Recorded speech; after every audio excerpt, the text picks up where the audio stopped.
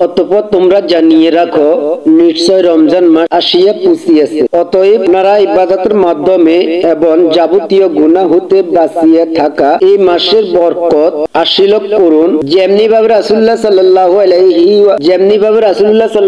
আলাইহি ওয়াসাল্লাম এই ব্যাপারে আমাদিগকে প্রেরণা উৎসাহ দান করিয়াছেন এবং তাহার অসীম রহমত বর্ষিত হোক। রাসূলুল্লাহ সাল্লাল্লাহু আলাইহি ওয়াসাল্লাম বলিয়াছেন, যখন রমজান মাসের প্রথম রাত্রি আসে তখন শয়তান ও আবদ্ধ জিন সমূহকে কয়েদ করিয়া রাখা হয়।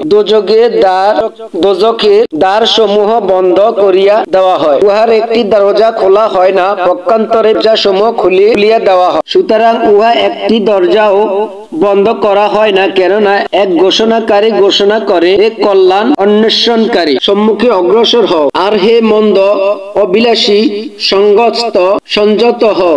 আল্লাহ পাক এই মাসে বহু লোককে দোজখ হতে নাজাত দেন। সুবহানাল্লাহ। এভাবে রমজানের প্রত্যেক রাত্রিতে ঘোষণা হতে থাকে। রাসূলুল্লাহ সাল্লাল্লাহু আলাইহি ওয়াসাল্লাম বলিয়াছেন, এই মাসে আদম সন্তানের প্রতিটি নেক কাজের সওয়াব 10 গুণ হতে 700 গুণ পর্যন্ত বৃদ্ধি করিয়ে দেওয়া হয়। সুবহানাল্লাহ। আল্লাহ তাআলা বলিয়াছেন, রোজার বেলা তাহা নহে, সে একমাত্র আমার উদ্দেশ্য রোজা রাখিয়াছে, তাই উহার প্রতিদান আমি নিজেই দেব।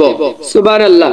কেননা সে আমার সন্তুষ্টির জন্য প্রবৃত্তি, রসনা দমন এবং পানাহার বর্জন করিয়াছে। রোজাদারের জন্য দুইটি খুশি, প্রথম খুশি ইফতারের সময়, আর দ্বিতীয় খুশি হলো আল্লাহ পাকের দিদার লাভের সময়।